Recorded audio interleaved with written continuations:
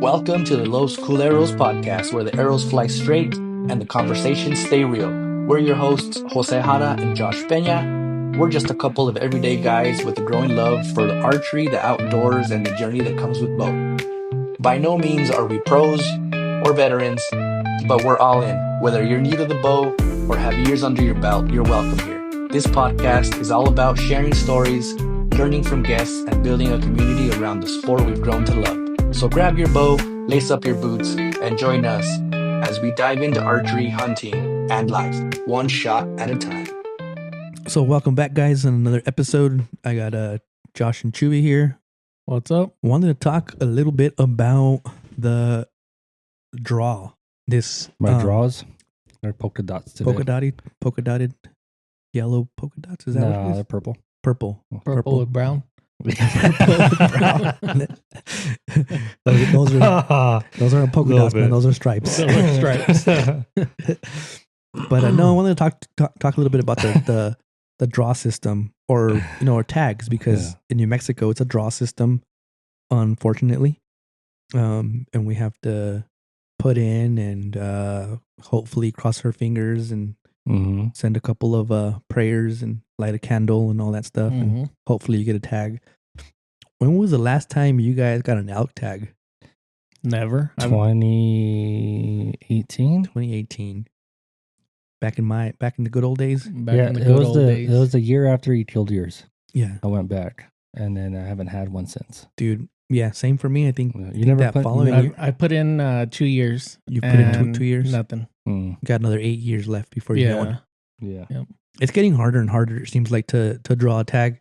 So I kind of wanted to go through like what it all takes, and what are some of the mistakes that can prevent you from getting a tag. Like my stupid ass, a couple of years ago, I forgot to do my harvest report, and that kept me from being able to receive a tag. So I put in for everything, and then I got the letter, or I got the email saying, "Hey, you didn't do a harvest report, so you were ineligible for a tag this season." And I was like, Jesus Christ. You really fucking shit the stick on that one, right? Yeah. Because you didn't even get the chance to do the late fee.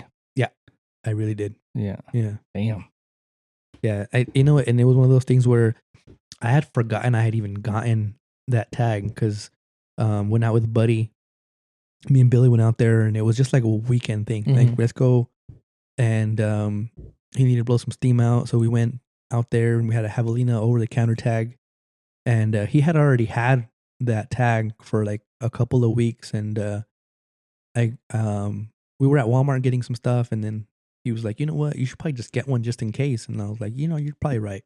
So I got the tag, and we went that one weekend, and that was it. Yeah. And I just, spaced it, man. I didn't realize that I hadn't done it. So I wasn't able to get a tag that year. But typically, what's your guys' process on getting a tag? And what I mean by that is, do you guys go based off of like unit availability, quality of a tag, or do you guys kind of try to stay kind of close to the home base, or what are you guys' thoughts on that? You want to go first? Yeah, I'll go first. Honestly, usually I'll just see where my boy wants to go. And we'll usually wait till that last week before the draw is closed, and I'll just put in for it.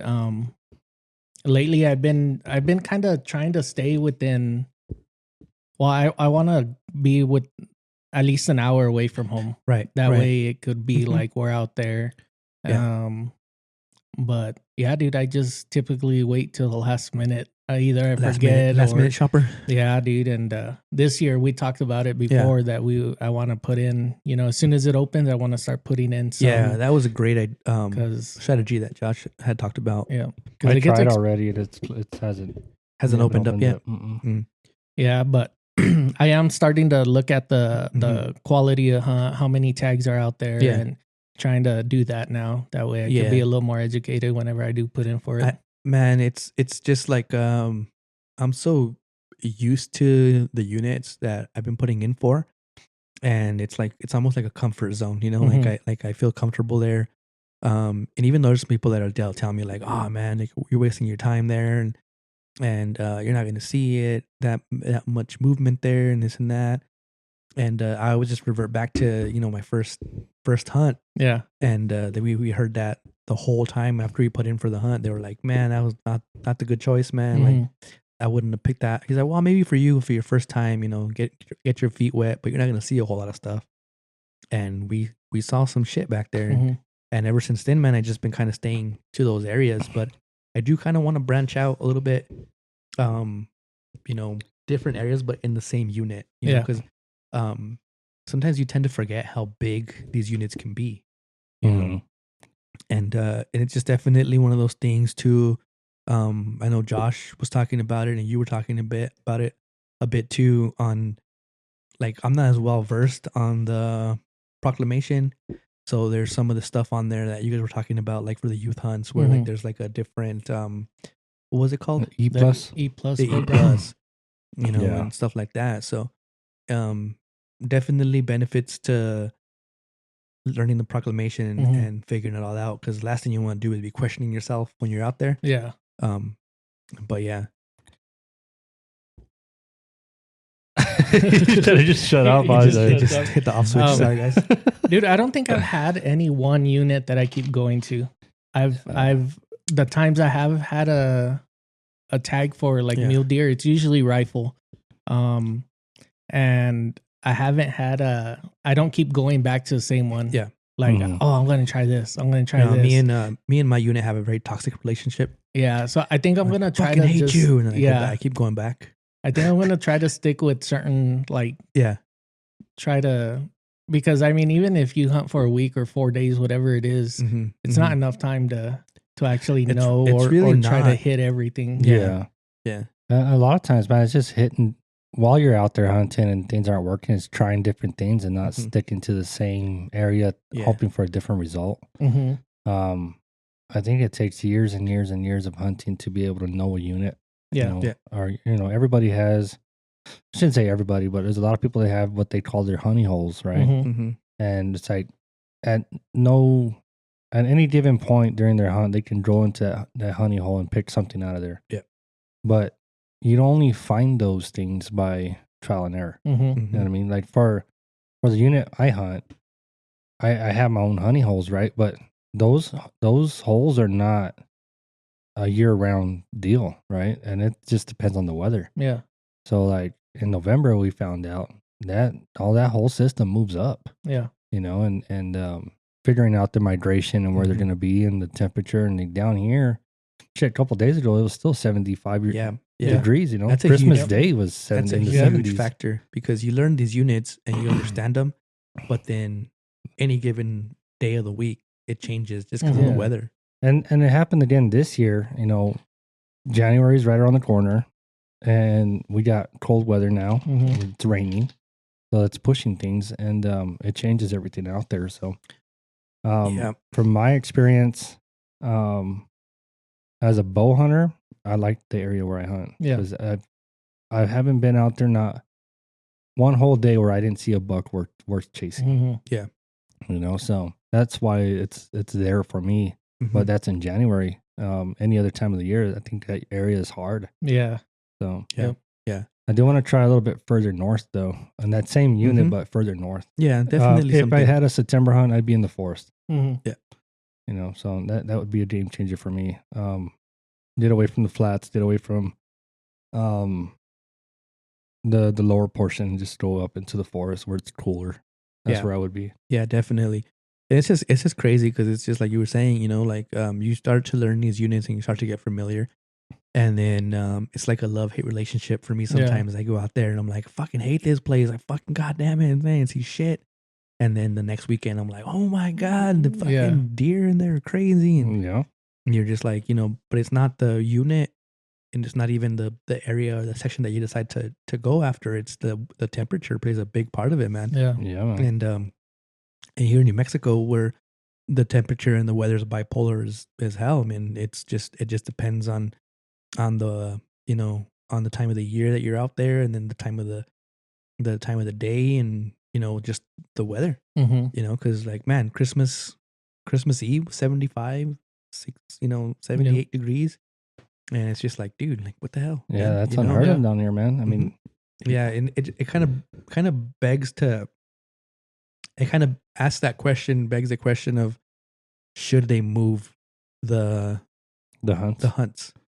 You know, because it's like, like I remember when I first started getting into hunting, I'd go out there with Josh and we go up there, January or even late December, and dude, it was cold as hell, and the rut would start, and dude, it was crazy, and then now it's like towards the end of the hunt is when it starts to get really, really good, and it's like, man, if only I had a couple of more days like this. Yeah, you know.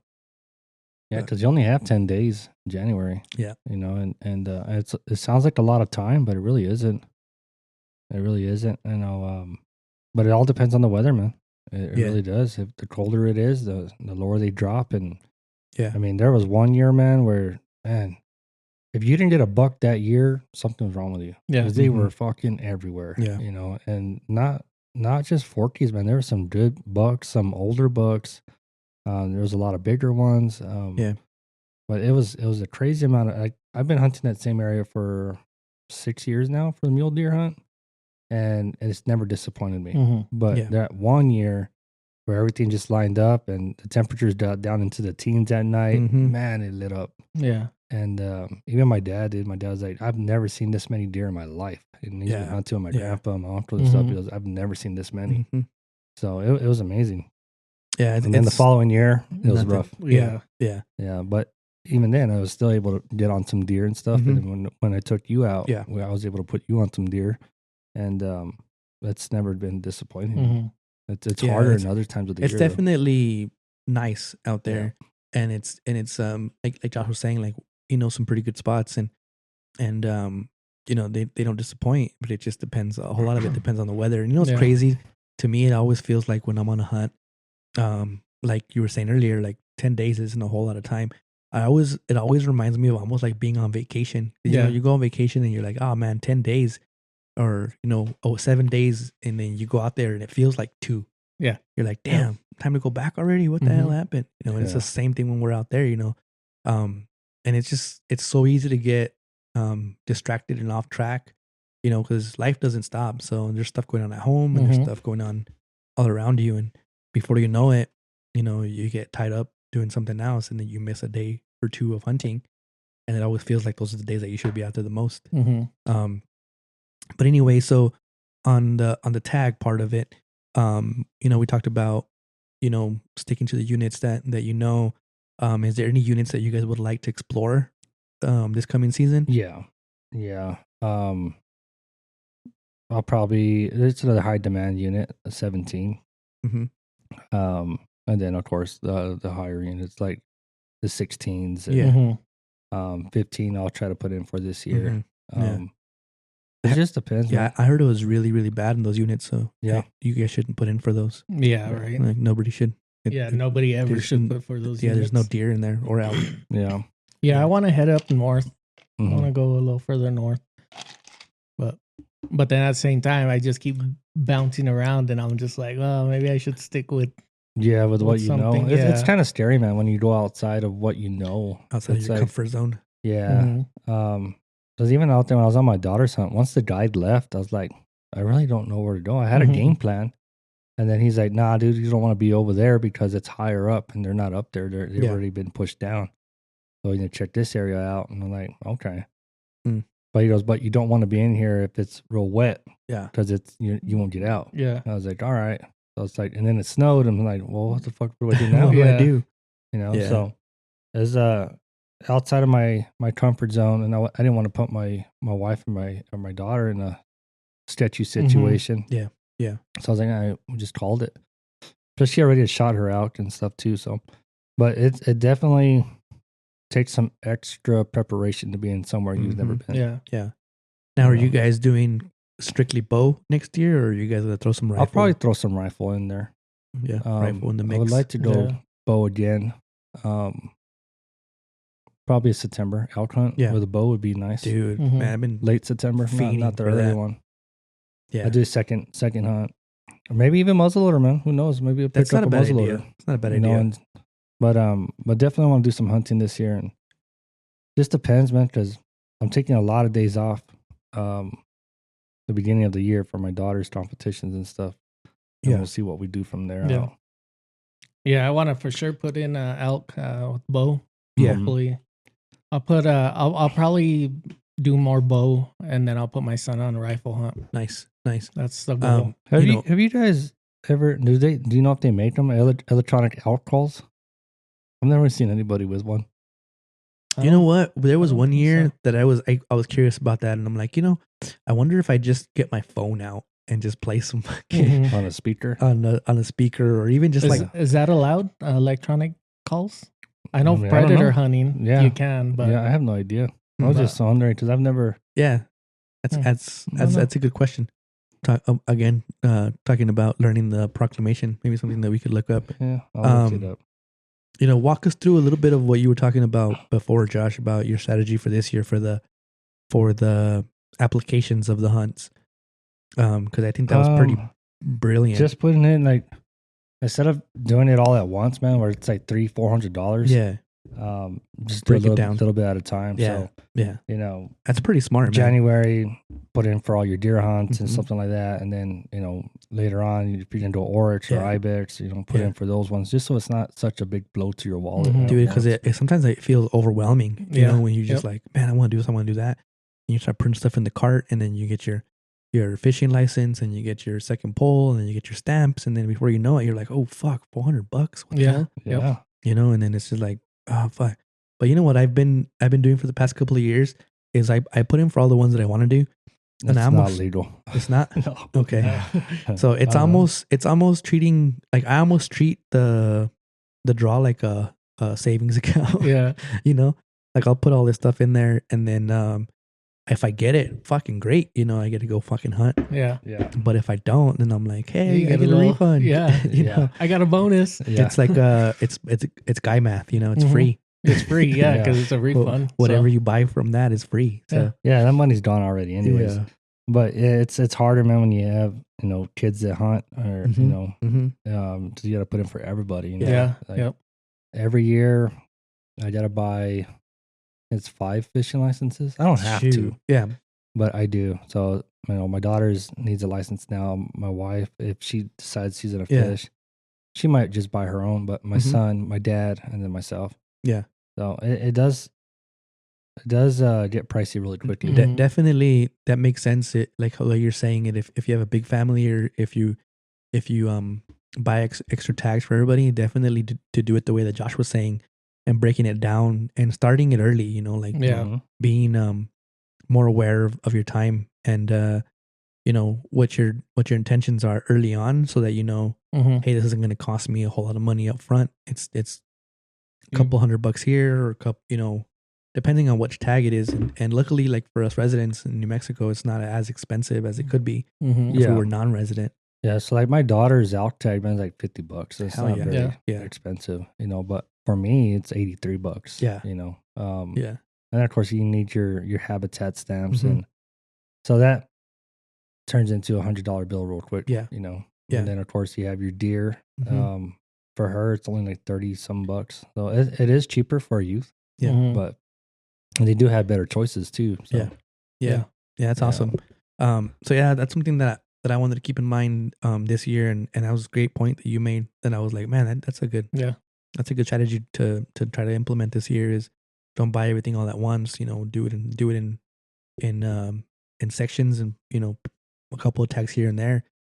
Doesn't hurt the wallet as bad when you do it all at once, because man, that's a little pricey. And I just do myself.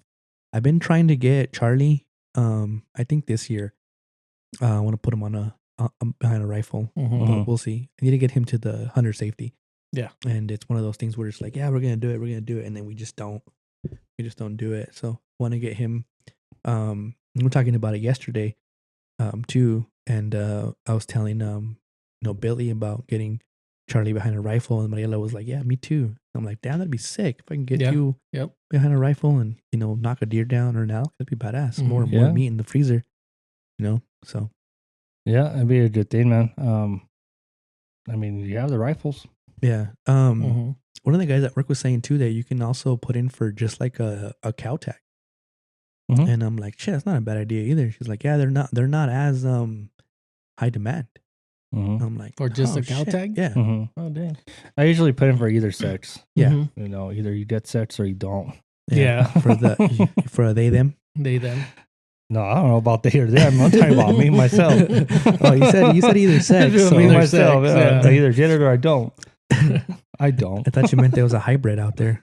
No, You know. those are battery powered. Yeah.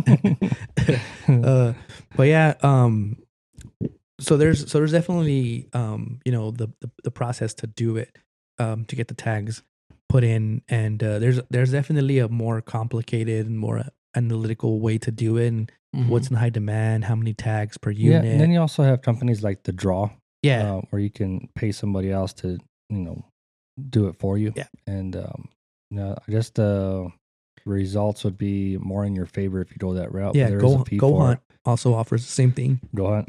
Yeah, so there is some services out there that'll Mhm. help get you in the right direction as far Yeah. as getting high demand tags. Yeah, definitely. So we talked about tags, and units. What tags are you guys after for next season?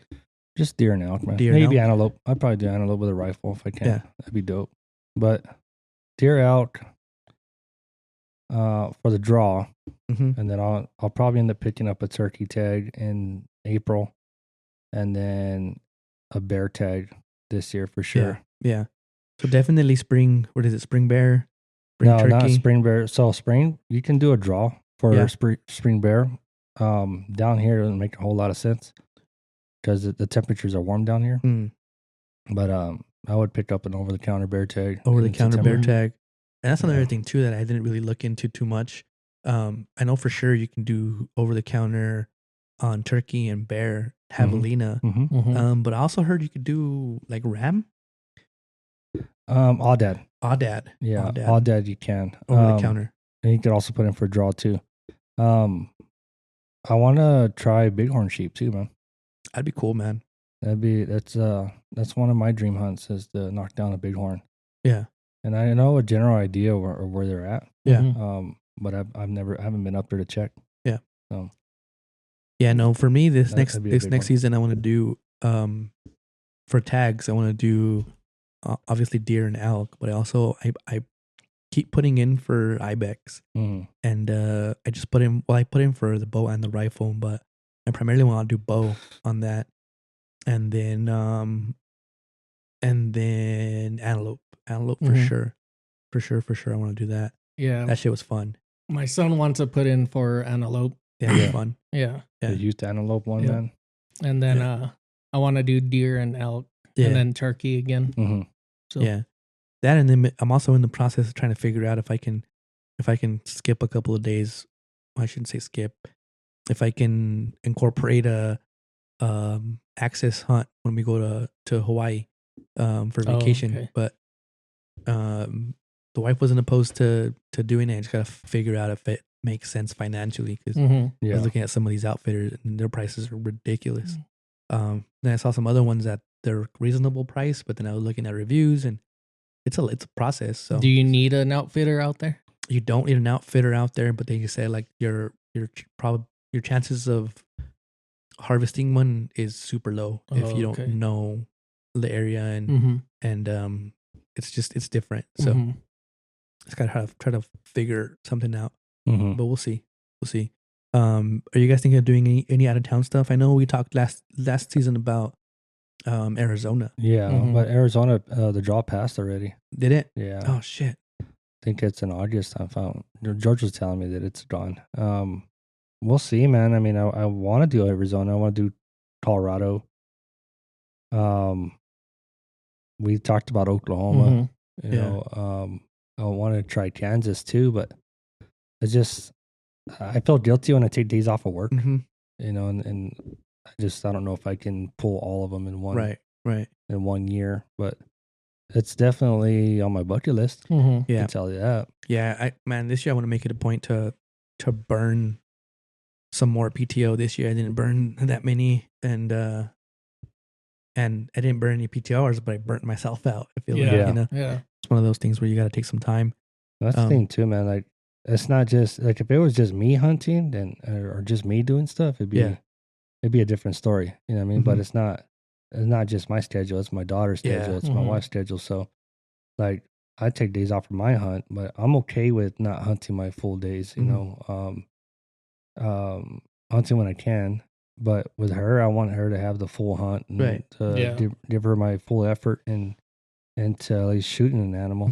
You know, so if I can do that, that's my goal. You know, that's the that's the icing on the cake. So it's hard whenever I take days off from mine and then I take days off for hers, and then that's just hunting. You know, that's not special family events or if I got to take off for a shoot and that kind of stuff. Hopefully this coming year I won't have to take any days off for the shoots. I should be available through the whole thing, so we'll see. Yeah. I'll definitely see. Tack is another one taking days off, and you know, so but I do feel guilty. And my boss at the time, he said, "Dude, just take them, dude. You can't get your time with your family back." I was like, "Well, fucking, that's in the case, bro. Come get your shit." I gotta go. Yeah, and it's the same thing for me too. Like they're like, "Hey, take some time off. You deserve it. Take some time off." And then I do, and then they're calling me. Calling. Oh shit! All right. Yeah, I'm the same way, dude. I was talking to a customer about that shit, and I was like, he goes, "You don't take days off?" I try not to. Even if I don't feel, you know, like if I'm under the weather or whatever, I'll still, you know, do my best to get shit done. I go, but I'll be out in the mountains, man. I've been out in the mountains where I'm in the middle of stalking a deer, right? I park my truck. I'm walking across with my bow, and here comes a freaking work van. It's like, "Hey, bro, what are you doing?" I was like, "Hey, shut the fuck up. I'm trying to kill this deer right now."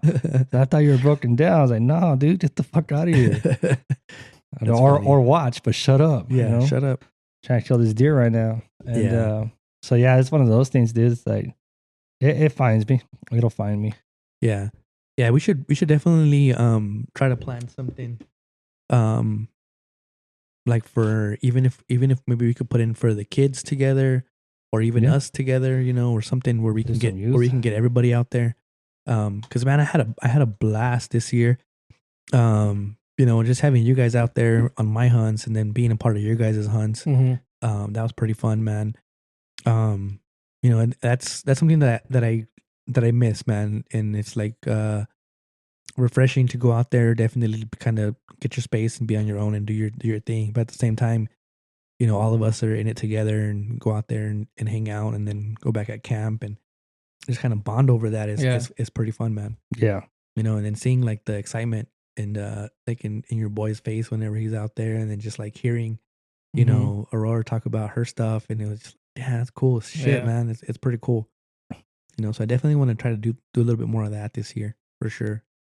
Yeah, it'd be good, man. It'd be good. I know with the youth rifle hunts, they're usually either species. Yeah, it's just forked out in their deer. So, my daughter, for whatever reason, she wants to kill a whitetail, and I've put her on some, but it just hasn't happened. It hasn't happened yet. Yeah. So I need a little bit more practice behind the gun, and think she'll be all right. Yeah. Which I'm still chasing the 7mm.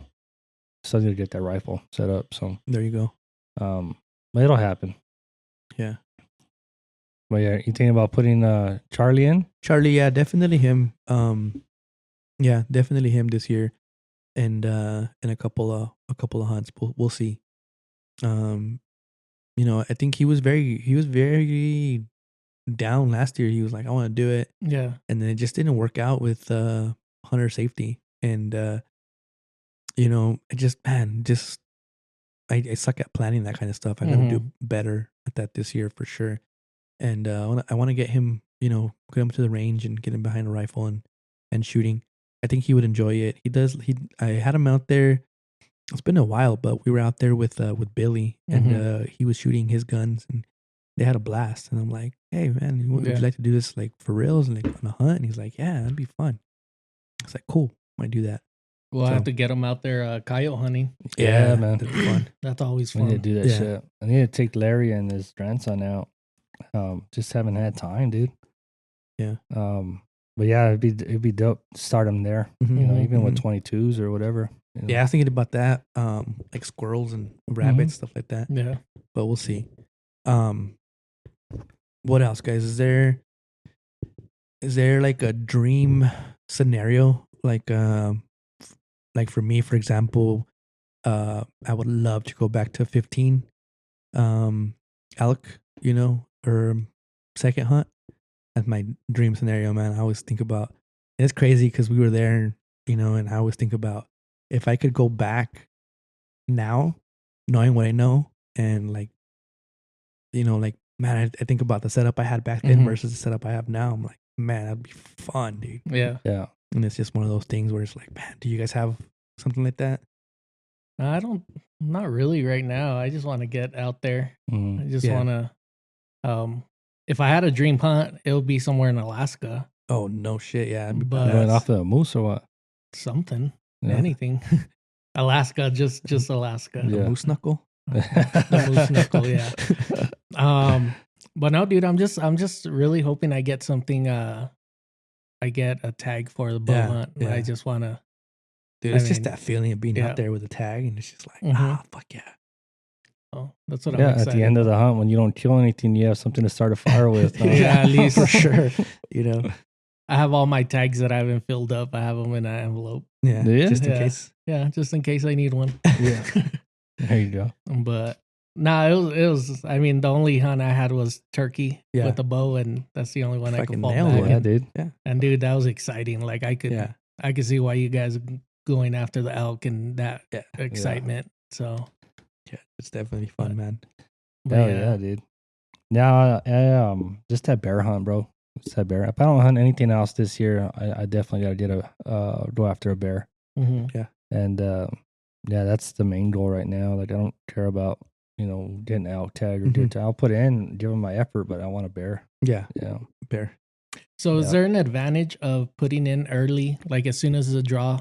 Because I always heard like people, don't wait till the last minute. You're not gonna get a good, what I mean. There's so many like superstitions out there. Like you have to,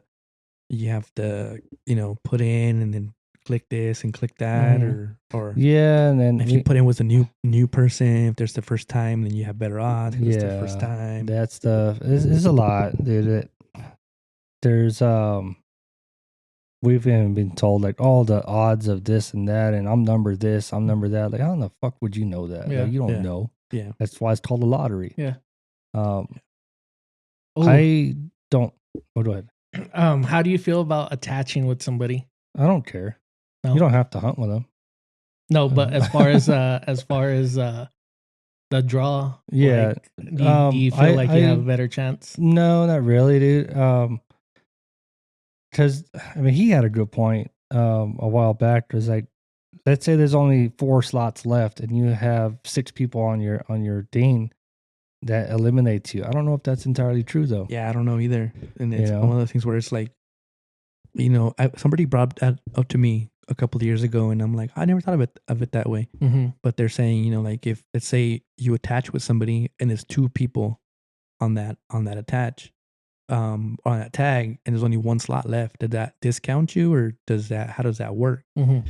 Because you're attached, so it's either both of you guys get it or you guys don't get it at all. Yeah, I don't think. How does that work? I don't think it works that way.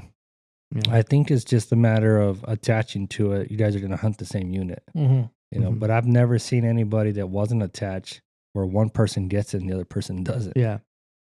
So I honestly don't know about that portion of it. But I've been, because I mean, like that whole camp you went to, they all attached. There's like 10 motherfuckers on there. There was quite a bit of us, and there was people that were supposed to be out there that didn't even go out there. Yeah. And it was just like, to me, that was crazy. And they go every fucking year, bro. There's like 10 people attached to that license, and they all get tags, you know? And they do the same thing for deer, you know? They all attach and they all get tags. But, and they're high demand units, right? So I don't think it hurts you any.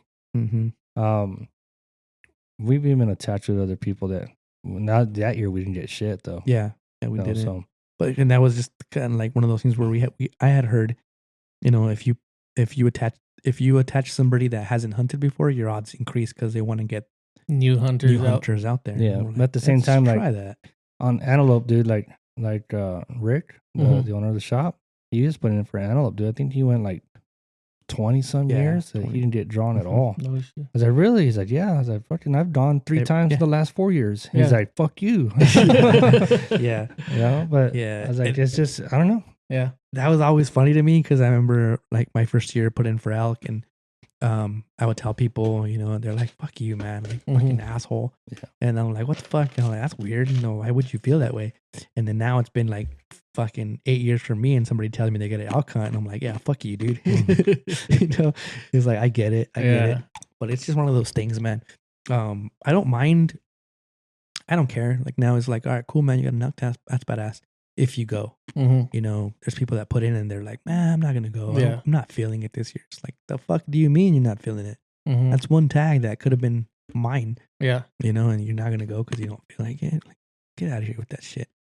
You know, and that's one of the things too, where it's like, definitely be conscious about what you're putting yourself into. Because like, I mean, I do it every year. I put in for Ibex, and I couldn't even fathom what that takes to get up there and get one, you know. And it's like, well, we'll cross that bridge when we get there. Yeah. Type of shit, you know. And it's like, Josh always tells me, you're fucking stupid. What are you doing, man? You're crazy. Somebody was asking for I help don't tell to him he's recover. stupid, bro. I'm not mean like that. Yeah. Fucking lie. You're a liar. Somebody was asking for help to recover an ibex from the Floridas. Dude, that was one of the last times that I was at Forget About It Pizza. We were in there, and there was some dude up in there, and he was asking some people like, yeah, I shot an ibex. Can you guys help me retrieve it? And he was willing to pay some money, and he ended up having to like contract somebody with a helicopter or some shit to get him out of there. But it's crazy, you know. But I don't know. I want to try it. Yeah. We'll see. It's definitely about, you know, putting in the effort and getting out there and trying to get it done. But I mean, like you were talking about earlier, that group I used to go with, there was like 10, 12 people on that tag, and then some of them wouldn't even show up at all. And it's like, man, like, first of all, I didn't realize how badass of a unit that unit was. But first night we were out there, we're just hearing elk everywhere, and it's like, damn, this is crazy. Like, for you guys to not want to be here is crazy. There are some units that I've heard from old timers, dude, where it's like, I want to go up there and check it out, but at the same time, I was like, what kind of effort do I need to get in there, you know? Yeah. And that's why I was like, well, I probably shouldn't go. Yeah. But there's some areas where like, I wonder what's up there, because I've never been up there. Yeah. Yeah. And if you guys are down, we'll take a trip. But yeah, that's like something that you were talking about this last time, and we had I was kind of a fly on the wall of that conversation with you and George, and he was asking you like, why the hell do you go all the way up there for elk? But you had a good point, like, you know, hey, like, it's never been, you've been up there what, twice? With my daughter, yes. Yeah, twice up there with her, and man, both of the times you guys damn close to being successful. This time she actually fired a shot. But last time it was just because the elk didn't want to be on the same property as us. That's all it was. It was a private land. Like they know, yeah. And this time around, we just kept finding them, bro. But mornings and evenings, that's it. That's all you got. And we actually, the one that she actually did shoot, it was on an E+ ranch. And yeah, I mean, they were there. You know what I mean? It was a good opportunity, and there was service the whole time, so it was like, if I had any questions, I could have always reached out to somebody or whatever. My cousin actually, he's like, I got a buddy that lives in the area, man, that he can go and help you and stuff. He's got dogs and stuff. And I'm like, and that's one thing too. That's like, man, I don't know. You know what I mean? Like, I want to do it on my own. Like, I don't, not that I don't want your help, but it's like, I appreciate the effort, you know, or the gesture, but I just want to figure it out on my own. You know what I mean? Because it's like, I don't want nobody, and I'm not saying he's like that at all, but I don't want nobody saying that you're only there because I helped you. You know what I mean? And I don't know why I'm like that, but it's just. No, I mean, I feel you definitely there, because we had the same kind of situation, you know, and like I almost felt guilty, you know, because we reached out for some help and they came and helped us, and then it was like, oh shit, man. Yeah, we're good now. And it's just like, fuck, man, these guys drove all the way out here, and I was like, oh fuck, dude, my bad. Yeah, you know, and it's just kind of like one of those situations. But I had a thought. how do you guys feel? Because like I've primarily stayed close to home, you know, for deer especially. And I kind of feel like that kind of gives me an out. Like I'm less committed because I'm so close to home. You know, if shit hits the fan, I can just go home real quick. And if I feel like if you're further out into like a further unit, it kind of makes it to where you're all in, you know, because there's no, let me go home really quick. You know, I forgot something. You kind of have to figure it out. You know, how do you guys feel about that? Is it something that changes? You know, like the further you travel. I think so. Because this past hunt, I was 40 minutes from home, so I felt that like don't worry, we could just go get it, or I'll just send someone to, you know, I forgot the key or I lost the keys and it was in a big. But if you're further away, it's like you have to make sure you have everything that you need. You have to be in tune with everything. Yeah. And you don't have, like you said, you don't have that out. You can't just be like, oh, we're going to go home tomorrow. Or, You know, and it's one of those things too where like I feel like you plan for that hunt and you know you're not going to be, you know, you're going to be out there 7 days or 9 days, whatever it is. You're there those 9 days because it's a day and a half drive back to home. You know, is that something kind of like what you experienced up there for your daughter's hunt, Josh? Because you guys were way up north, no? Yeah, we were out in between. Kind of the border, it was right? the border of Colorado. Talking to the game warden. The game warden? The game warden. He's saying that the hunter safety, look out for the dates mid-January because they're going to put them out on the hunter education website. Yeah, to get on that. So the class won't be till February, but going back, it just depends on what you're planning, though. Because like for us, for example, we weren't in a tent, we weren't in a camper, we were in a cabin. So it's like, okay, we have somewhere to sleep. So they have beds, they have pillows, they have. This one had a refrigerator, so I was like, okay, I know there's a grocery store in town, like 5 minutes from the cabin, so we can just buy everything over there. I don't really have to take anything. Now, if you're going out there camping, a whole different ballgame because then you gotta have your stove or you gotta have food in your ice chest and you gotta get ice and it's a whole different. But like what I meant was like does it give you an out like as far as commitment? Like, you know what? Like I'm not feeling this. Let's just go home. You know, when home's 40 minutes away, it's a quick drive home and you're done. Yeah, it's kind of the same thing. When, you know, if you're farther in a tent, then you got to make with what you have. Yeah. The worst thing about it is probably ice. Yeah. You know, especially if you kill something, you're gonna want to go and travel to get ice. But for over there, it was kind of an out. It's like it's snowing pretty bad out here. It just goes, you know, stay at the room. Yeah. It's kind of the same way as like, I'll just stay home. It's but it's the same. But it's kind of the same situation because you're going back to the cabin, but it's like it would be the same thing as you going back to camp, going back home, not camp because like, I guess essentially it would be camp, but I mean it'd be the same thing as going home. No, because what I mean is like whenever you come home, you're done, right? Like, right, and for being so close, it's like all right, I'm done. Like I'm, you know. Yeah. So for me, like the way I see it, like going back to camp is taking a break. Yeah. Right. Yeah. So, but if I'm driving out there every day, going home, at the end of the day, I mean it's just right there. We could come home for a break if you wanted to. But it just depends on just the difference is the scale of it. Right. There you go. Yeah. Because I mean, going back to your truck and getting a break there, you know, it'd be like for me essentially the same as going to camp because you have your snacks or whatever, unless you don't have your snacks in the truck. Yeah, it's horrible. So it just depends on the scale. Yeah. What I found myself doing a lot for my hunt this past season was you know, I would take little breaks. Like I would go this far and then take a little break there. This far, take a little break there. And there was a bunch of times where I was like, man, I'm done. This is crazy. But I was like, you know what? I'm gonna take the long way back to the truck and kept me out there a little bit longer. And I was able to see some stuff and it kind of worked out. It was one of those things where it's like, all right, let's figure this out. Yeah. So what are your plans? Are you planning on hunting a lot further from home? No. No. Well, yes and no. Because I was put in for 15 just because I want to go back there. You know, just with a different set of skills and different setup and just a little bit more knowledge of my equipment. I think when I went out there, I was still very, very green. I was taking some shots that I shouldn't have been taking. I wasn't dialed in. I wasn't shooting that great. And now I feel like I have an advantage there. So I definitely put in for that unit, which is pretty far. But I think deer, primarily, I'm good where I'm at. I like that unit for that, and then antelope, same. Not too far. Yeah, I think we need to venture out a little bit and find out where they move to on the antelope part. 20, not 20.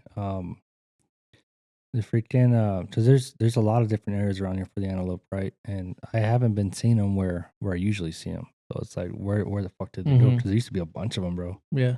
And so that on the antelope, I'd probably stick around the area too, because it's pretty good. It's a good area. Yeah, I would like to do a Colorado antelope hunt. Dude, that'd be insane. That would be dope.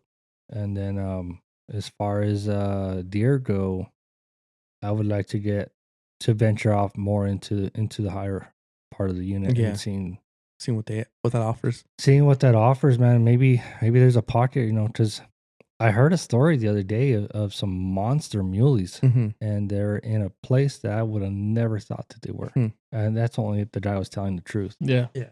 But if they were what he said they were, is where were they coming from, right? And where did they go? Because they were like a song. They were in between anywhere near the mountains. Yeah, you know what I mean. But they were traveling, and after we get off this podcast, I'll tell you exactly where I was told that they seen them. Yeah, and it'll blow your fucking mind. Yeah. But he said the first one was like maybe a nice spread 6, but the last one, man, I think there was 8 of them. The last one was he said it was in between a 190 and a 200. Shit.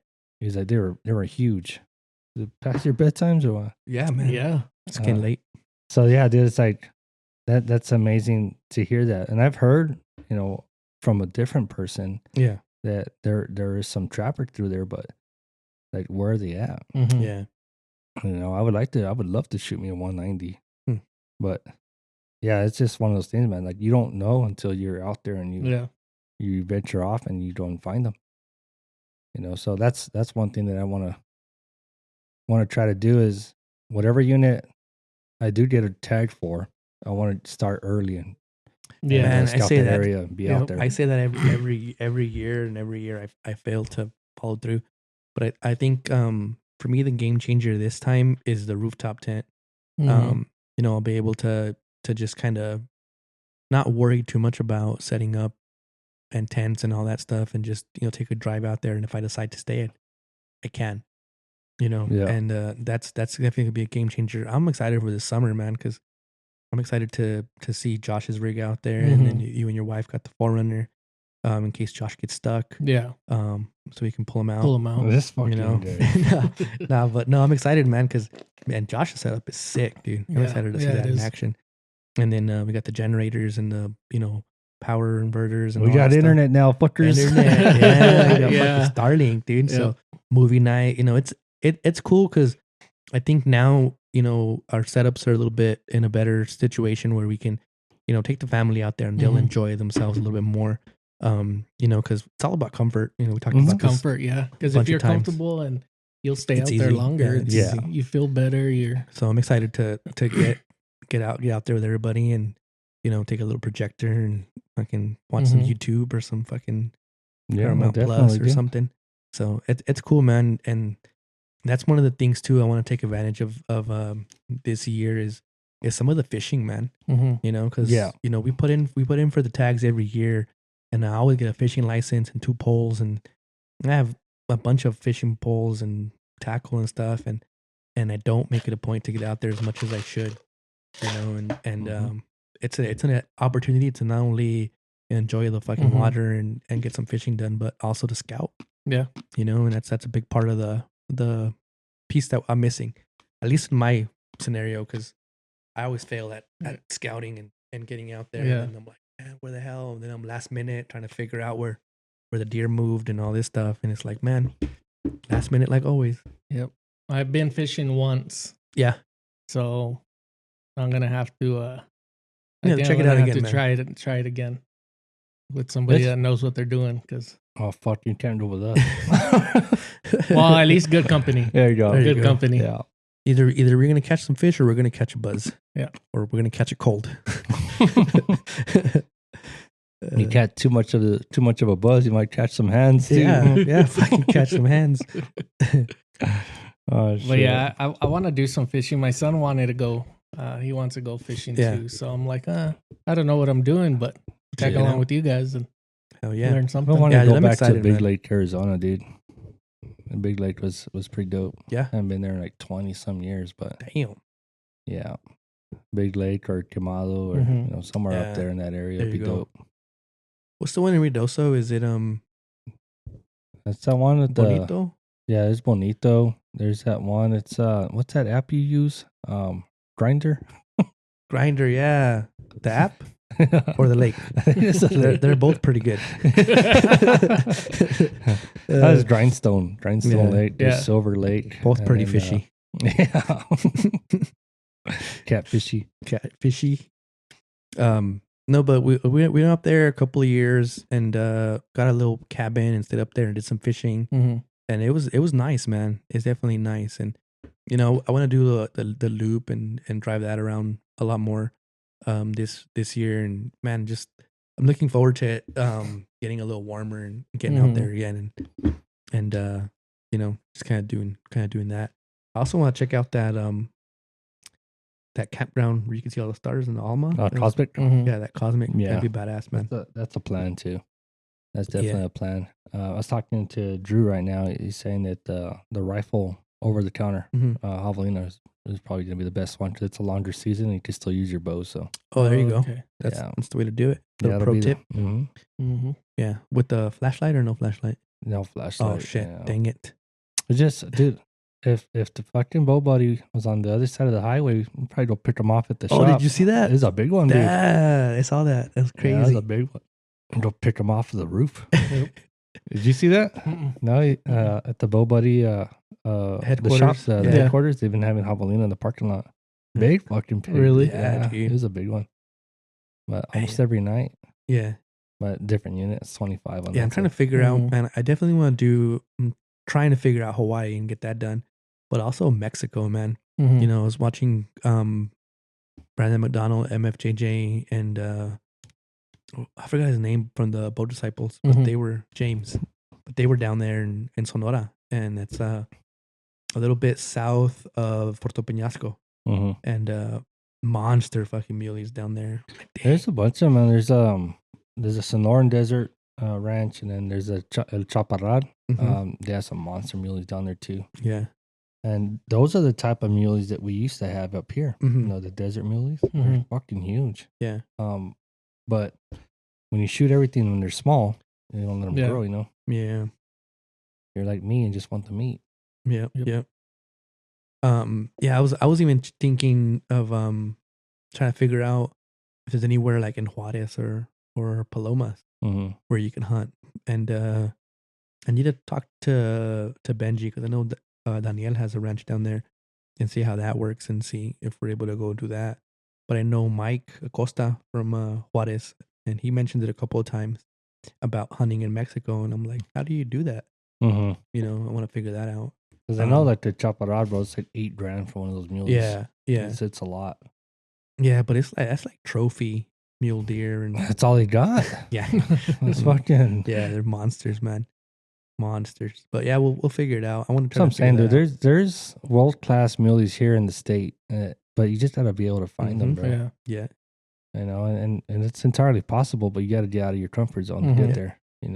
and it all starts with getting the tag. Yeah. Yep. Getting Not the even tag. that. I mean, even if you just venture out, Yeah. and locate them and stuff, and get a relationship with them, Mhm. marry them. Yeah. Get them at Little night serious. with the truck, We're talking whatever. about landowners or Yeah. mule deer. Landowners, yeah. Landowners. Yeah, you're talking earlier Yeah. about you have problem with sugars. Yeah, Yeah. sugar mamas. Sugar mamas. Sugar mamas. Hey, I've met a couple. I told my wife too. I got options. Yeah. You better go buy a ranch right now. You better start buying some Make land. a phone call. Be doing some nasty shit. Start calling Josh Yellowstone over here. Yeah. You better hurry up and get some land. Right? Better find us some hunting grounds. It'd be like the Chinkay Ranch or what? Mm-hmm. The Yin Yang Ranch. The Yin Yang Ranch. Hey, that's a good one. Mm-hmm. The Bubby. Bubby Mom. We're fucking laughing about Theo Von yesterday, man. Jesus Christ, man. That guy's a hoot. Fucking Theo Von. But yeah. The thing is, but with Theo Von is it's not a character, bro. No, it's just him. fucking him, dude. Yeah, because I mean, with a lot of comedians and stuff, like they have a character. Yeah, Yeah. you know, it's a character, and Theo is that's just him. Nah, he's just. It can be real deep and freaking inspirational, or he's fucking just off the wall shit. And it's like you don't know what switch turned on. You don't know what you don't know what you're stepping yourself into. Yeah, that guy's cool shit, funny. man. It's like Craig Conant, the same shit. If you meet him in person, bro, he's exactly the same way as he is on stage. That's funny. Fucking funny, dude. So putting in for the tags, definitely trying to do it this year in phases, I guess you would call it. Like you want to do installments. About shit, they're lucky you can't do that shit with a firm, bro. I was gonna say, man. We'll be hunting buffalo while they're on the fucking hurt ranch. but it's technically what you're saying is to do it, you know, in installments, and it makes a lot of sense the way that you mentioned it, the way that you talked about it. I'm like, damn, that makes fucking perfect sense. I guess you could, bro. You could actually do it with a fucking finance company. Mm-hmm. Because you can get credit card. Yeah. Put it on your credit card. No. I was like a firm because you can make your own. Like if the store's not available on that site, you can make a temporary card. Temporary card. Oh, no shit. Yeah. Mm-hmm. Not saying that to get anybody in debt, but that's a good way to get in debt. Yeah. But if you do, send me the attachment code. Yeah. Yeah. I just thought about it. I was like, damn it. Yeah. It's entirely possible. One way to do it. It's a new world. Mm-hmm. Yeah. It definitely is. Is there, like we talked about, is there an advantage to putting in early, or putting in late, and then attaching, not attaching? Right? It definitely does. Is there like a ritual that you guys do, or I usually light some candles? Candles. For me, it's Boys to Men. Turn the lights down low. Yeah, some Barry Manilow. Barry Manilow. Talk to my man voice. Nah, dude.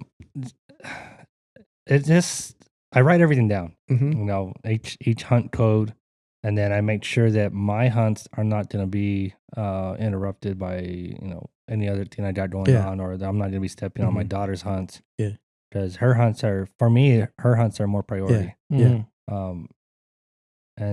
So I'll write them all down, all the hunt codes, whether it's rifle, bow, whatever it might be, and then the dates, and then it's like a whole process for me.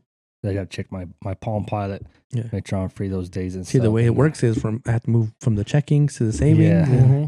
Yeah. So it's a whole process, dude. And then I don't put in with anybody. So it's like, it's just checking with making sure her hunts and my hunts are not too close together. It's kind of like for us, it was kind of like having kids. Yeah. We didn't try to have as separate as they are, but I mean, to have kids in the same month, it's like, and then Christmas or something, and then it's like, it's a lot. Yeah.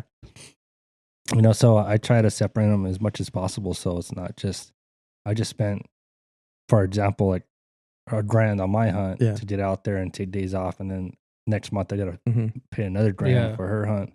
So I try to get myself a buffer there. Yeah, definitely. But is there like, do you do anything different as far as like first, second, third choice? Like everyone always told me, like, no, don't put it as your first choice. You never get your first choice. Put it as your third choice because that's the one that you're gonna get. And that's all superstition, bro. I put in for exactly what I want. Yeah, and if I get any of those, I'm not disappointed. You know what I mean? So that's the way I operate. Like, for example, if I want to put in for a bow hunt in January in this unit, cool, I'm gonna do that, and then I'll probably put in for maybe a September hunt in a forest area. Yeah. And then same thing with a bow. Yeah. And then the third hunt would probably be a rifle hunt or forest of fifth choice. Just mix it up. But to a point to where it's like, oh man, I got that one. Yeah. Like, I'm never like that. Yeah. Because I put in for exactly what I wanted. Yeah. And it's just a matter of which one am I getting, or am I not getting nothing? Yeah. And so that's what I go off of. I'm not disappointed by whatever's given to me. Yeah, I feel like hunts are like a box of chocolates. Mm-hmm. You never know what you're going to get. Yeah. Yep. Because there's one year that I didn't want to go bow. Yeah. But I mean, I was happy going bow. Yeah. But I didn't want to go bow. My first choice was, I want to say it was like 24 in September. And then I didn't want to hunt January anymore. Yeah. I was like, I want to try something different. But just in case, I'll put a January hunt. And that's the one I got. Yeah. That was my third choice. Yeah. And I killed. Yeah. So I've thought about putting in for a rifle hunt and then using my bow. Like that's crossed my mind a couple of times. It's like, man, being like putting in for that tag and having the option where it's like, you know what, fuck it, give me the because you can, right? Yeah, you can't do that with the other way around. Yeah. I mean, No. it's like, fuck, if I had a rifle right now, this It'd be motherfucker over. be dead. Be done. I'd You have know, so and many now it's deer on my like- wall. I can't get close enough with my bow. Just all right, fuck it, bring the rifle out. Yeah. you know? Give me that Carry- boomstick real quick. Carry Yeah. your rifle with you Yeah. just in case. Yeah, fuck yeah. I thought about that, doing that, you know, and it's Yeah. crossed my mind. Like, it's not a bad idea. Man, definitely this year I'm excited about putting in. I feel like I have my gears dialed in. Equipment wise, I think I'm good. My setup, like my camping setup, I think it's pretty dialed in, and I'm excited, man. Excited to do the ASA stuff too. I think that'll be a good preparation for it, and then getting Charlie involved with it. I think it'll be good. Yeah, no, definitely. I was telling Hada earlier that the first 3D shoot of the year is January 11th in Cruces. Oh, okay. Leesburg. Yeah. We're gonna go. I'm undefeated there. Oh, okay. So Keep your belt. yeah, keep my undefeated streak alive. Yeah. We'll see. We'll see. I mean, he's been off, and I haven't heard of him shooting his bow at all. Yeah. No, haven't done that. Nope. Or so you think. No, kidding. No, I saw all that dust on it. Yeah. A little dusty. You brought them both in here. Your handprints are still on them. Full of dirt. Yeah. No. Yeah. Definitely keep the undefeated streak going in Cruces. We'll see. Try it. We'll But see. it's pretty crazy because they don't have like an off season then, right? Apparently not. They used to. Yeah. You know, last year we didn't. We went straight That was back rough. into January, Mhm. and it was rough. But we'll see what happens this year, man. We're not starting until February, so Yeah, that'd be good. we still have a couple of things to work out. But we have our insurance now, so that's already Mhm, done. We do need to pay for our memberships, so I think I'll put up that memo.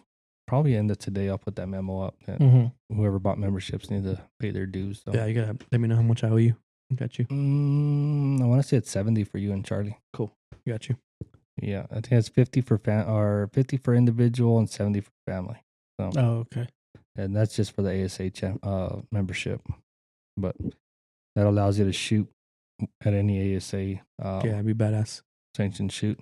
Oh, That's another thing too. Like, in order to keep a running store, you have to have a membership, right? And so when people show up at the shoot, let's say for example, I was going to shoot ASA and I need a membership, I would pay my $50 for the membership and then fill all the paperwork or whatever, and then I still have to pay for the shoot, which is like another $30. Mm-hmm. So some people show up, man, they drop a lot of cash because they're not prepared for that. So what they thought might have been $30 ends up being $80 per person. They don't take a firm. Oh, They don't take a firm. So it'd be like $80. If there's 3 adult individuals, it'd be $80 each one of them if they don't have the membership. Now they don't have to buy the membership from us. They can get it on their own, but they asked it, you get it from a club. That way we can get our money back because we pay for 10 automatically. Yeah. So it's just a matter of selling them. And before I took over, they had never sold all of them. And the last 3 years, I think that we've been doing it. That was our main goal. And we've been selling them out. So Yeah, it's been pretty good. yeah. So this year again, and that's for the ASA. ASA only. Yeah. So whenever you go out to the shoots and stuff, you have your ASA number, and that's your number forever. And then tell them what class you're shooting. They give you a card, and that's it. Oh, You know, okay. you pay for your Well, if they fee, even which is have an usually app. $30. Yeah, there's an ASA app too. but it's you pay your $30 for the shoot itself. You're good. Oh, okay. Yeah. And if you want to shoot ASA, at an ASA sanctioned shoot, but you don't want to compete, you can do that too. Mm-hmm. You know, just shoot as a fun shooter. Yeah. And that money goes straight to the club. It doesn't do anything with the ASA. So the ASA, so you buy your membership, right? That has nothing to do with us really. But when you pay your fee, your $30 fee, $5 goes back to the ASA, $20 goes to the club, and then the other $5 goes to the winning pot. So if there's 2 people in your class, for taking first place, you would get $10. Mm-hmm. So, and bragging rights, I guess. But yeah, it's fun. Yeah, it's fun. It definitely is, man. And it's pretty cool well people. organized for the most part. Yeah. And it just depends on which shoot you go to, and then the weather and temperature. I mean, we went to Carlsbad. What was it, 3 years ago? And man, it was freaking hot, dude. Yeah. We had to run, and they only had water in one spot. We had to go run back and get Charlie water because he was dehydrated. Yeah, kid fell apart. Poor dude. It was like, man, so just gotta definitely plan for being out there in the heat and all that kind of stuff. I posted something to yesterday. It said I play in a sport that doesn't wait for ideal weather conditions. Yeah, and it said people shooting in fog and rain and snow and stuff. And it's one of those things because we went to Ruidoso and we were fucking freezing, dude. Yeah. And it was windy, it was nasty. Yeah. And by the time we got flighted and everything, the weather had calmed down and it was really nice. It was a really nice day. But Hobbs was hot. Carlsbad was hot. It was Hobbs, no? Hobbs. You're right. Yeah, it was Hobbs. And so the Roswell, ASA, it's always flighted, or yeah. If you're shooting competitively, it's always flighted. So you go and sign in. And then the director is usually the one. Well, for us and a lot of other clubs, the director is the one that flights you. But he tries to keep it. He did a pretty good job. The times that we were involved with it, he did a pretty good job of trying to keep people together. Yeah, like if they were traveling together, or if they had kids together, or you know that kind of stuff. Me and Hara had our kids together, so we were able to shoot. You know, it was us and then Burball, Burball with the Bow Buddy. And his son. So yeah, that kid was really good, man. Yeah, he surprised the crap out of me. He was really good. He still is. Yeah. They're still pretty good. It was he would just write our names down. It's Hada and then myself and then our kids and then Burball. And there's 6 people there, so we would go out and shoot. Yeah. It's pretty fun, man. It's definitely something to look forward to for sure. Any out of state hunts? We talked about Arizona, Colorado a little bit. Mexico, Oklahoma, Texas, dude. Texas. Yeah. That's what I was getting at too. Is Texas? I'd be down to even do like a hog hunt, man. That'd be badass, and that's something that we could probably plan and get out there in a couple of days. Don't have to make it a super long hunt, just maybe a weekend or something, and go out there. I figured out the math, and if me and Chewy put in, like $50 each, and then Josh does 130,000, then we can get a lease over there. Get a nice lease, yeah. So we'll name it the Yin Yang Ranch. Yeah, that'll work. Yeah, that'll work. Yeah. Let's do that. Since you put a little more in. It's a Rallo stone. It's a Rallo stone. Yawo stone. A Rallo. Yawo. Name it the Rallo Stone Ranch.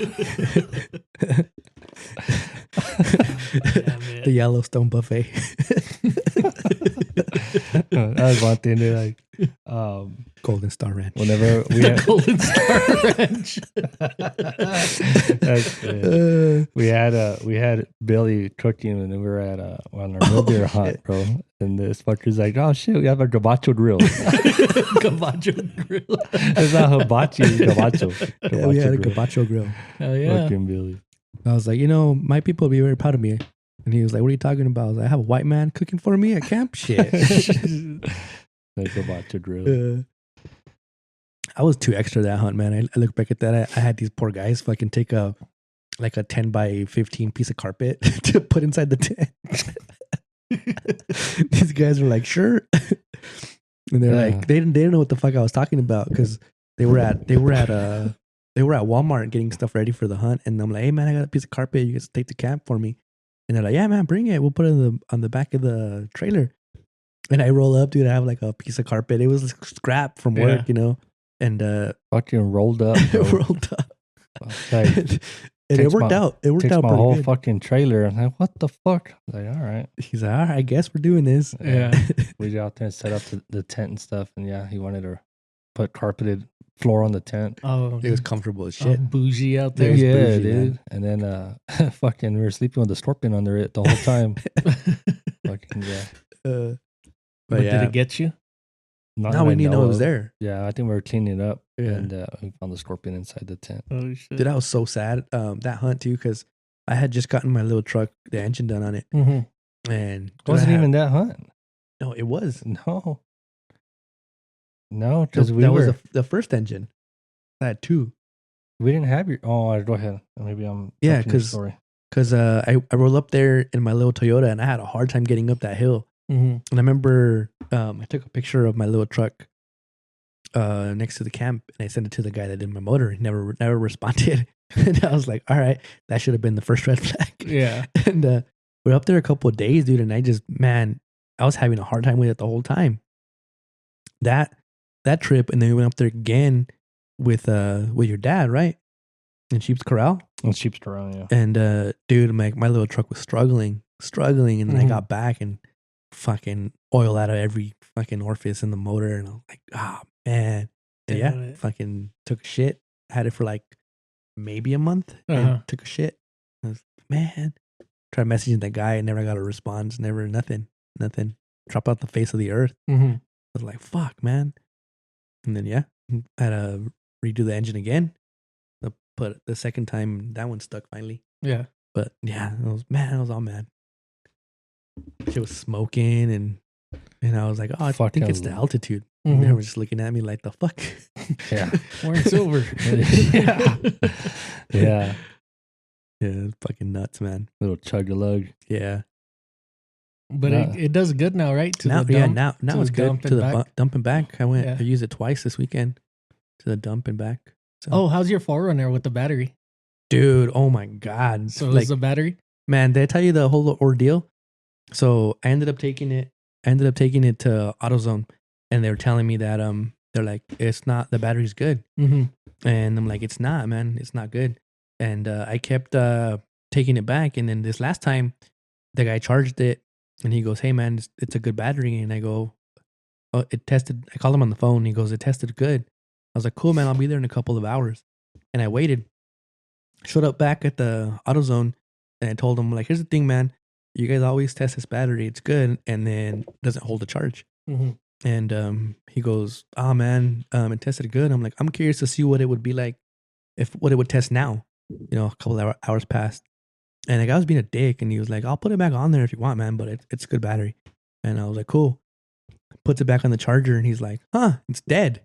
And I'm like, yeah, dude, I'm telling you. Yeah. And he's like, oh man, it's bad.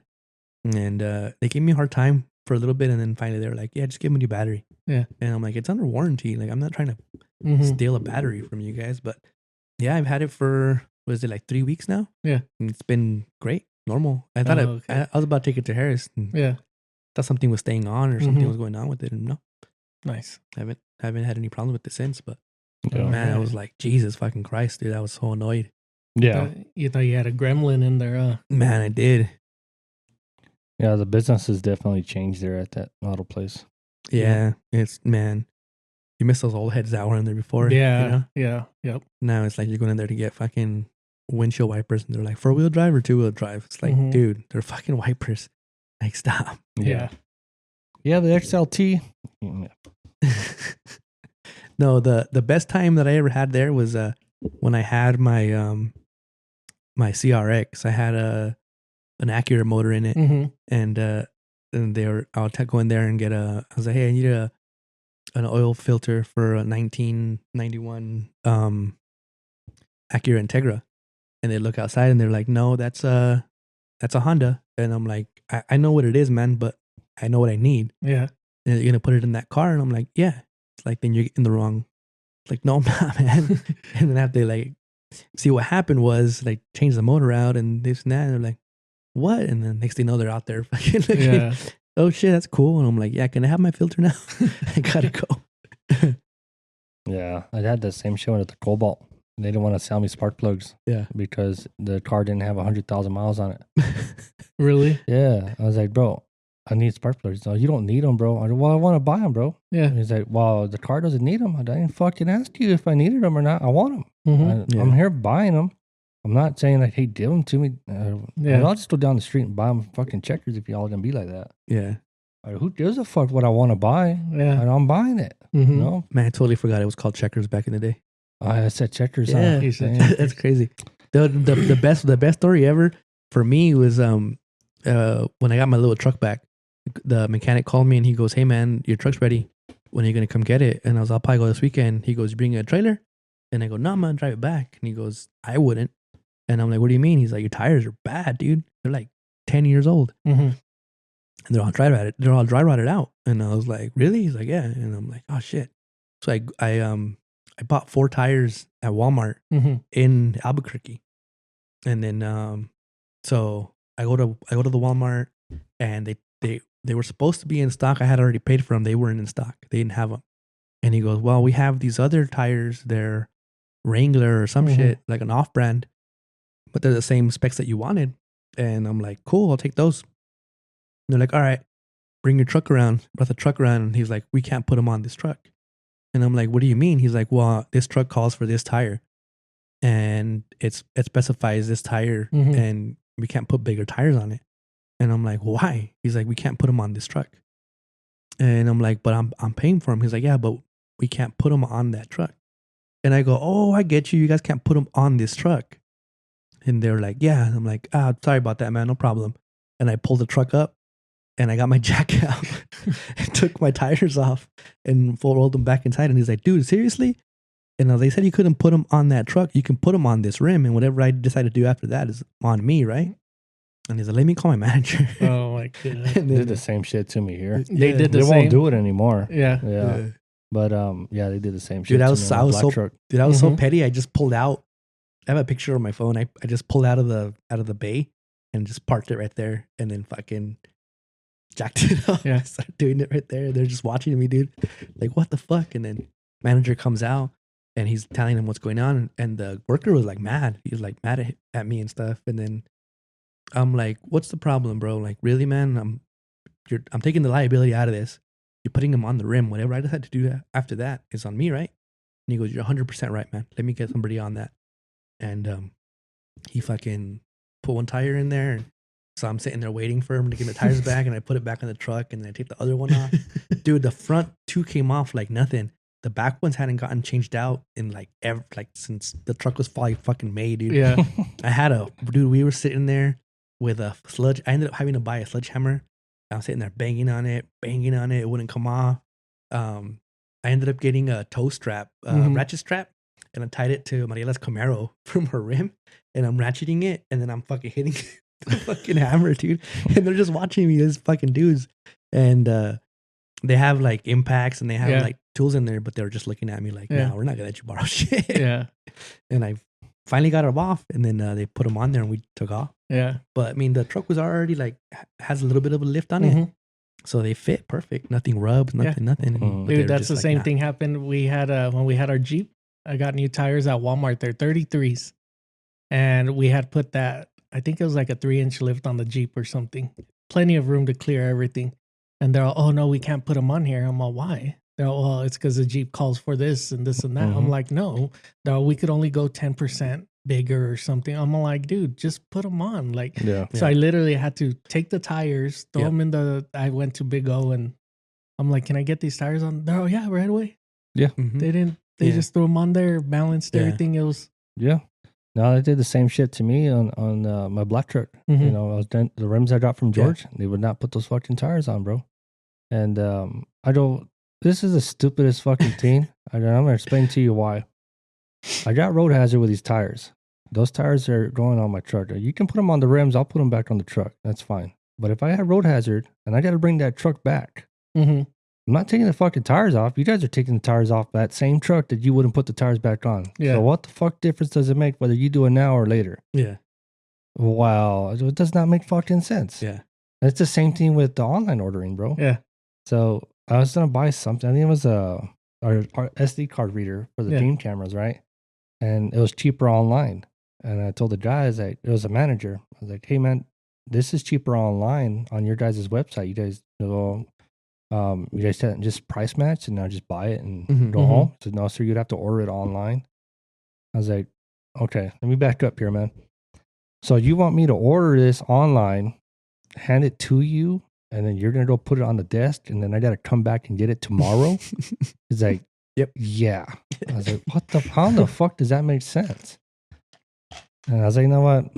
I'll just give me it. I'm gonna waste more in gas fucking going home and coming back than just give me the damn thing.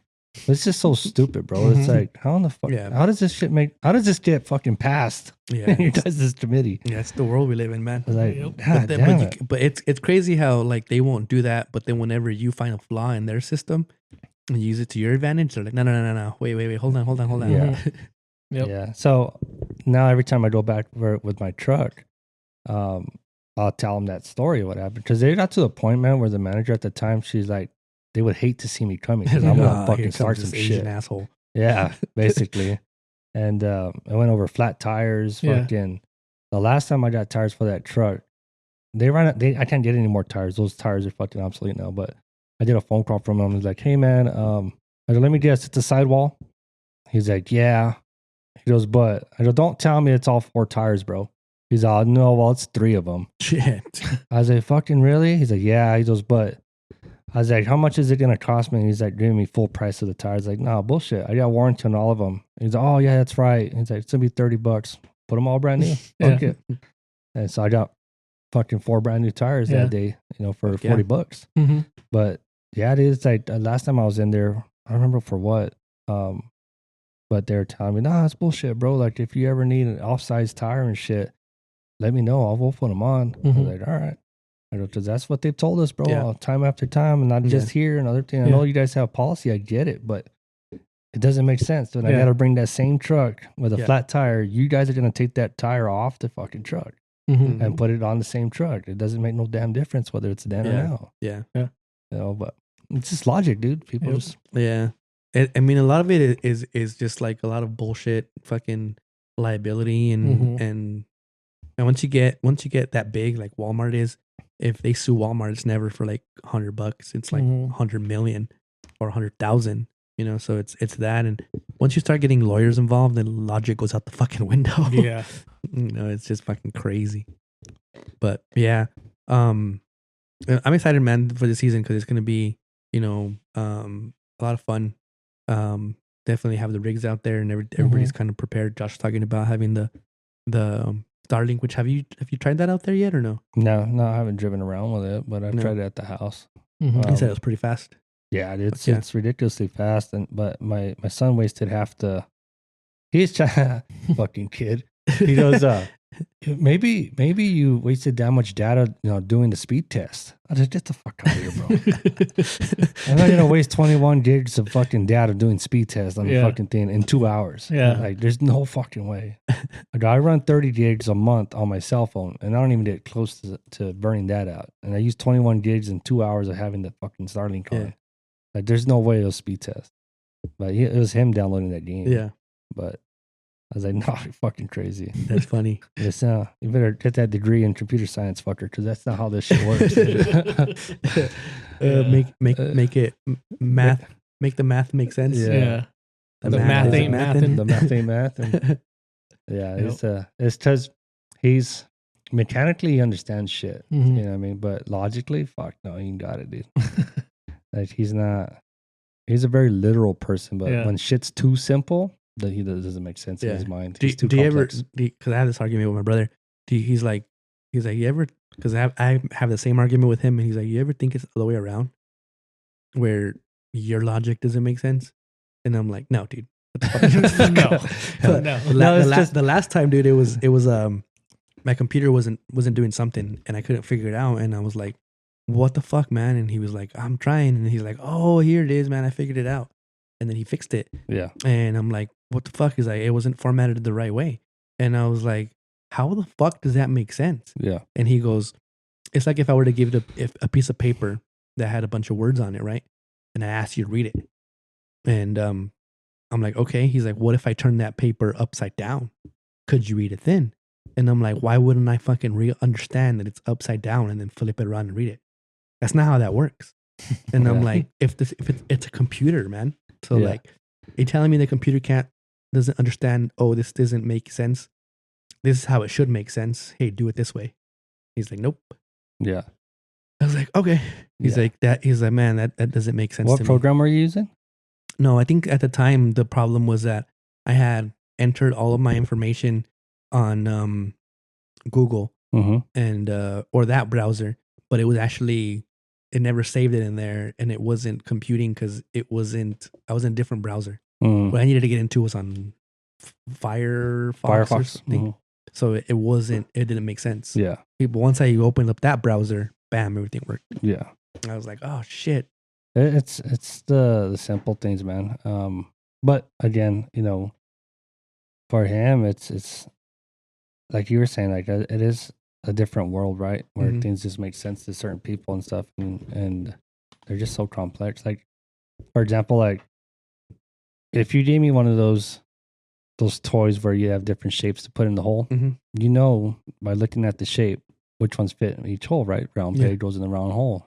Star peg goes in the star hole. Yeah. It doesn't mean that they don't fit in other holes, but that's the way it's designed. My son is like, why did they design it like that? Why is a round peg going in the round hole? What was the thought behind that? And then fucking like, all right, this person created this, and it's like a wormhole, bro, of all this fucking useless information that you don't need. It's like, no, dude, just put the fucking peg in the hole. Yeah. It's that simple. Yeah. But why? I was like, well, you're not wrong. Yeah, my brother, like his little tell, like everyone has a little tell, right? And with him, it's and then he'll start doing that, and I'm just like, fuck, here we go. Yeah. And then he'll give me a little spill about why I'm stupid. And I'm like, all right, I get it, man. But fix it, please. Yeah. Please. And it's I like crazy talking to your brother, man, because your brother doesn't make me feel like I'm dumb. Like, dude, he does.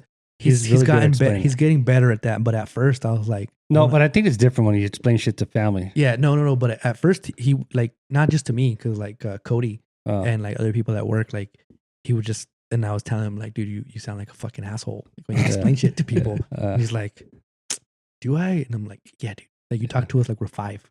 And then he's like, well, I'm trying to make it make sense. And I'm like, yeah, dude. But if I were to tell you, like, do you want me to get you a crayon so you can understand this? Like, how would you feel? And he's like, I don't do that. And I'm like, okay. Yeah. And he was like, oh, fuck. I'm like, yeah. But it's like, and it's like, dude, but he's like, he's super fucking smart. Like to the point where it's like, man, like watching him, like how you're saying, like try to figure something out. The last time, dude, I was like amazed because I go in there to ask him a question about something on the computer, and he has a Rubik's Cube, and it's like, all the colors are matched. So I'm sitting there, I unscrambled it and I put it back down, and then I'm asking him a question about this, and he looks at it, and then he looks at me like, asshole, why'd you do that? Yeah. And then he's walking through it, and he's like focused on the computer, but you can tell that it's bugging him that it's not that way.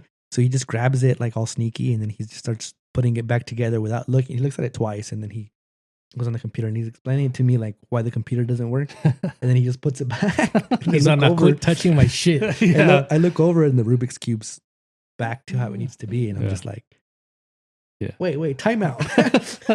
Walk me through this. How'd you do that?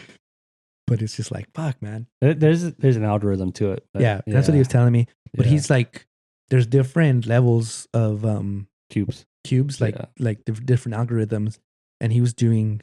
There was a point where he was like obsessed with them, and he had like 8x8, 12x12, and then triangles and like octagon shapes and different. They got into like the speed stuff and how to do them like really fast, and then you have to buy like a certain quality of Rubik's Cube where you can take them apart and lube them and then put them back together, and then you could really like zip through them. Yeah, but he got pretty fucking fast, man. You know what you should do to annoy him is just start take the little squares off and just add a bunch more colors to where they won't line up. Different colors. Yeah, he's the one that does the editing on this. I was just joking about that. You put a little mark with Put a mark. He's all being sneaky. You should do this. You should do this. Just to mess with like editing. He's like, all right, fucking Chewy. My bad. All right. My bad. Yeah. Nah, but it's just a different world that we live in, man. And it's one of those things where it's like, you know, what's common sense to us isn't common sense anymore. Like in our in our perspective, we're caveman to them, bro. Yeah, and it's the same thing where they're like the whole issue with my computer is like, dude, like that's common sense, man. Like, you can't. And I'm like, how is that common sense, dude? Like the fuck. I got yelled at this weekend just based on communication skills, bro. I realized that I get angry and shit for not communicating. Yeah. Like, it's common sense. I'm fucking struggling and shit. You're sitting there watching me. But it's like, yeah, well, why don't you just say you're struggling? Fuck that. Dude, that's my biggest my son yelled at me. Yeah. Like, all right. Dude, I'm the same way whenever like especially when I'm fixing something and I'm getting frustrated.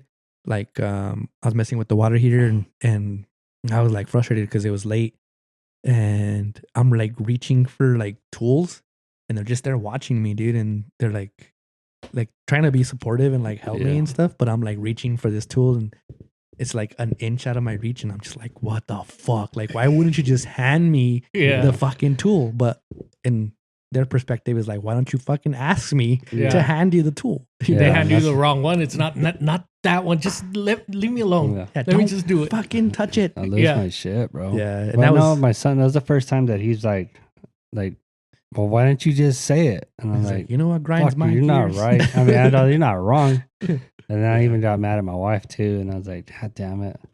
It's because, okay, I'll give you this scenario.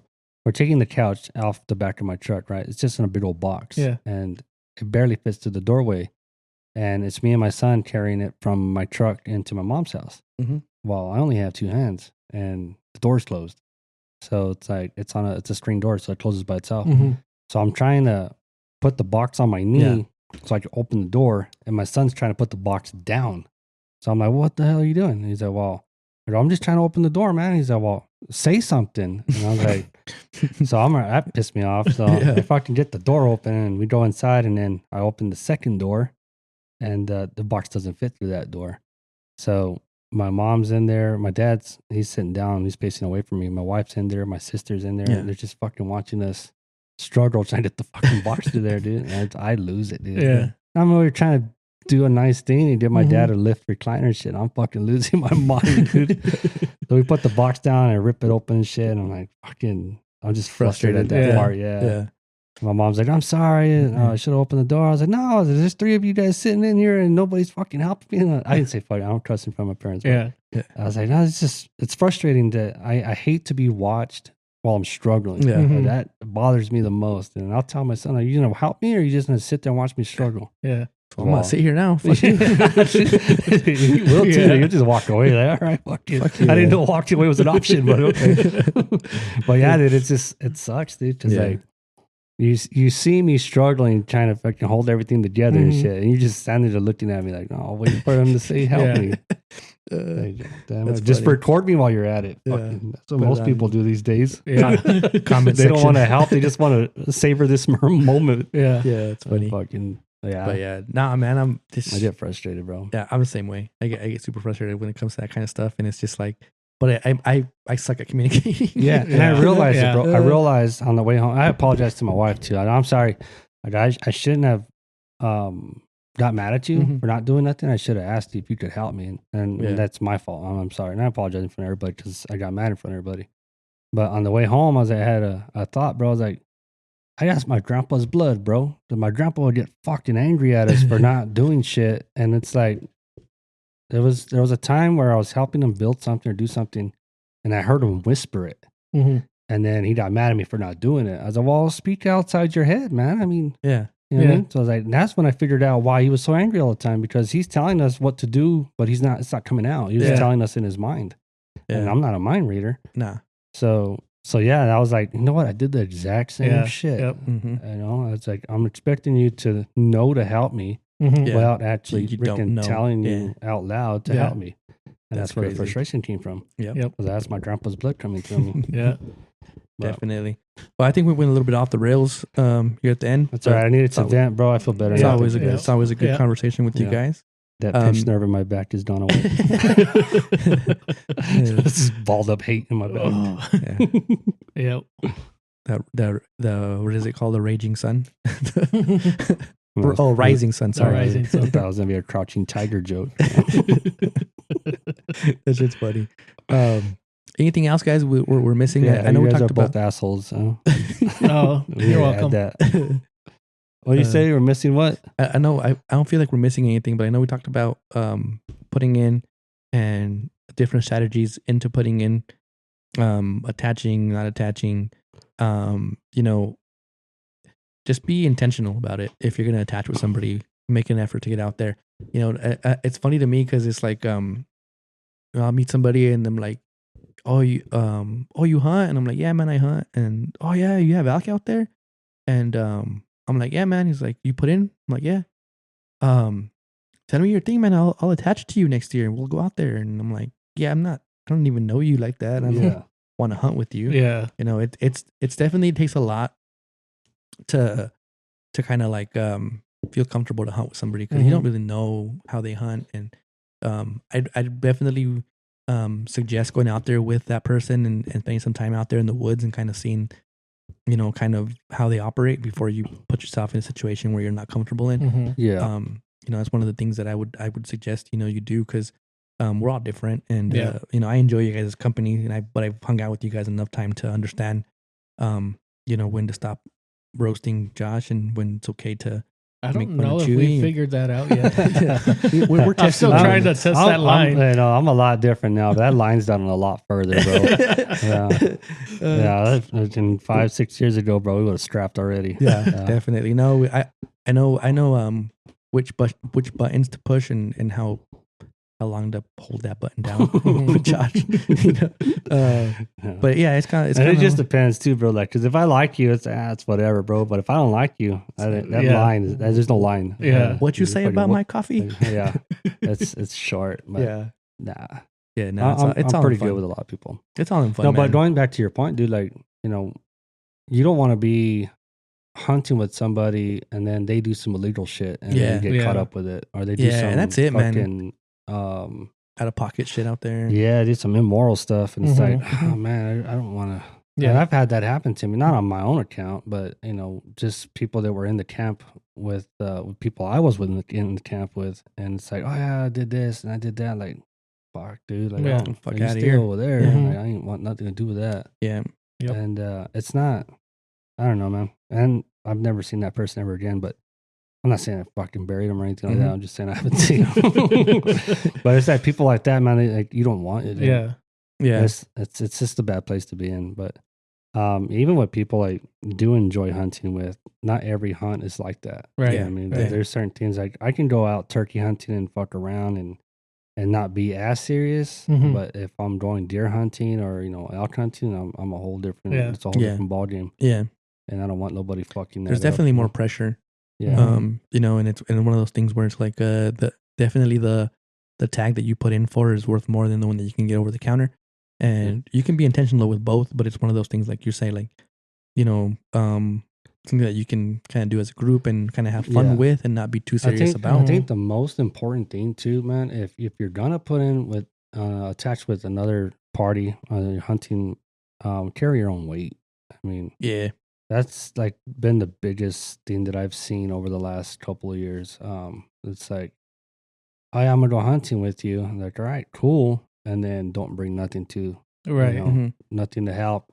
Or if you can't bring anything, cool, but at least help. Do something. Clean up, fucking, be helpful somehow. But you gotta. Yeah, that's my biggest pet peeve is being out there and it doesn't. Luckily for me, it hasn't happened in our camps or with the people that we're with. But even to go out there like camping and seeing another camp and it's just trashed, and it's just like they're out there having a good time, and at that point it's like go camping, man. I can wake up or cruise by there in the morning on the way to out there to the trailhead or to your spot, and you see a bunch of beer cans everywhere and fire still going, and it's just like, damn, what happened here? Yeah, man. It's like fucking. Go to the lake. You know what I mean? Yeah, go hang out. Drink some beer out there. Yeah. And I get it if you're done, but at the same time, and it's no, but I mean, there's proper etiquette. Yeah, bro. that's what I was gonna say. I mean, there's ways to you can still go out there and have a good time, and I'm not saying you can. Don't I'm not saying you can't have a couple of beers and have a good time, but throw your cans in the fucking trash can as you're going. Pick up and everything. And not just saying, "Oh, I'll get it in the morning," because man, the weather out there, especially down here, man, the wind gets going, and before you know it, that beer can is like 2 miles away. Yep. Yeah. Not only that, dude. I mean, you might just be out in the wilderness having a good time and shit, but that sound travels, dude. You might not see your neighbor, but I mean, there's some neighbors out there, and be respectful of it and stuff. And that's why I always put a sock on the doorknob of my tent, before I go to bed. You have a doorknob on your tent? Yeah, sometimes. I didn't know your sock fits on your zipper. You know what I mean? Never mind. God dang it. That's funny. But yeah, no, definitely that, man. Just being respectful out there, and noise does travel. Yeah. I've been out there, and that's something too that's crazy, man. I've been out there with the kids, especially when we used to go to Percha a lot back in the day. Set up camp and have the kids out there, and then fucking see a couple getting rowdy, and next thing you know, they're in the tent and they're making all these noises, and the kids are asking, "What are they doing in there?" Wow. It's like doing their taxes. They're doing their taxes. Oh shit! Oh damn it! But yeah, man, it's just like yeah. They're like, they're gonna have to pay a lot this year. That's why they're being so loud. But man, definitely. But no, just be mindful, man, and pull your own weight. That's all it is. That's it. That's it. That's why I tell you all the time, like, we've attached to each other's, tags and stuff, and it's like, all right, I'm planning on being out there this day, and then he'll be, hey, I'll be out there, and then he doesn't show up, and it's like, I don't depend on him to show up. Right.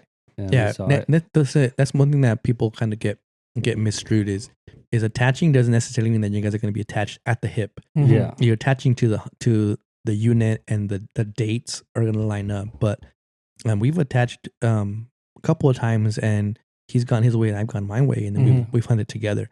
It just depends on the situation, depends on the scenario. Yeah, definitely for elk, it's one of those things where there's a benefit of hunting in pairs, because one can call, the other person can set up. Yeah, and you can trade off.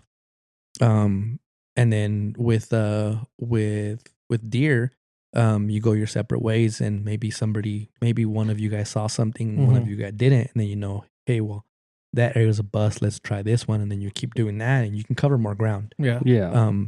So there's definitely ways to do that, and that's a misconception. Is people assume that you attach that you guys are going to be, in each other's hip, on each other's hip, and out there, hand in hand. It doesn't necessarily have to be that way. To Josh's point is, there's been a couple of times where we've attached and I didn't make it out there, and he's not sitting here at home. Wow, where is he at? What's going on? He didn't call me. He just goes out there, and I've met him out there a couple of days later, or that next evening, or whatever it is. But we're not depending on each other to go out there. Yeah. Right. And I hold that against. I mean, not against everybody, but that's just who I am, man. Like, if I attach to somebody, I'm prepared to hunt by myself the whole time. So if I get to hunt with somebody, cool. Spot and stock. It'd be nice to have a spotter, but not necessarily a need. Right. So if, for example, if we talk tonight and we say, hey, we're gonna leave at 6 a.m, meet at 5R, for example. That's all right. And it's like 5:45 and I call you, you don't answer. Set the clock, bro. You don't show up, I'm fucking gone. Yeah. Like, I'm not going to wait. And because, I mean, it's happened to me with my brother. And,